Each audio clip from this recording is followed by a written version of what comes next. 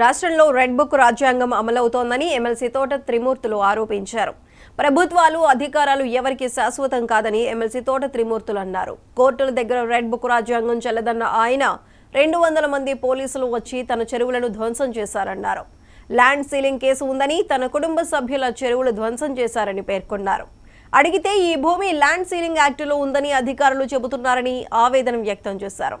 వైసీపీకి చెందిన వ్యక్తిని తనను టార్గెట్ చేశారని తోట త్రిమూర్తులు ఫైర్ అయ్యారు.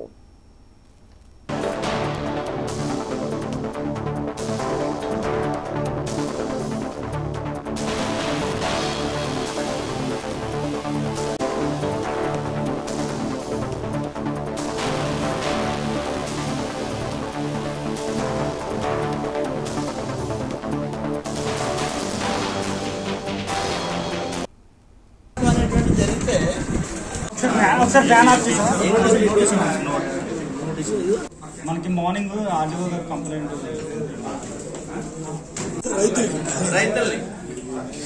ఇంకోటి ఎవరండి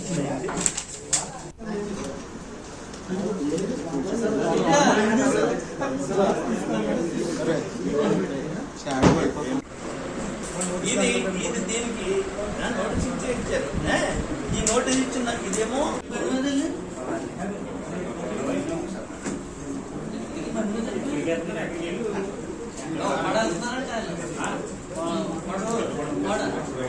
అంటే ఎంత తీసుకున్నాం, ఏ ప్రకారంగా తీసుకుంటాం అనేటువంటి చెప్పలేదు. తీసుకోవటం అనేటువంటి జరిగితే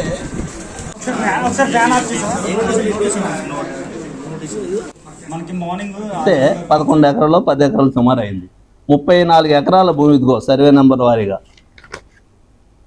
సర్వే నెంబరు 221లో 192 సెంట్లు, 22లో 5 ఎకరాలు 45 సెంట్లు, అలాగ సర్వే నెంబర్ల వారీగా ఉన్నటువంటిది 35 ఎకరాలు సుమారు భూమి. దీంట్లో వీళ్ళు చూపించిన దాంట్లో ఒక 4 ఎకరాలు 5 ఎకరాల భూమి మా నెంబర్ కానే కాదు. ఇది మేము కొనుక్కున్న రిజిస్ట్రేషన్లో లేవు. ఈ దుర్మార్గం ఏంటో, ఈ అన్యాయం ఏంటో మరి ఏం అర్థం కానటువంటి పరిస్థితులు ఉంది. ప్రజాస్వామ్యంలో ఈ విధమైనటువంటి విధానాలు అనేటువంటి ప్రజలు గమనిస్తుంటారు.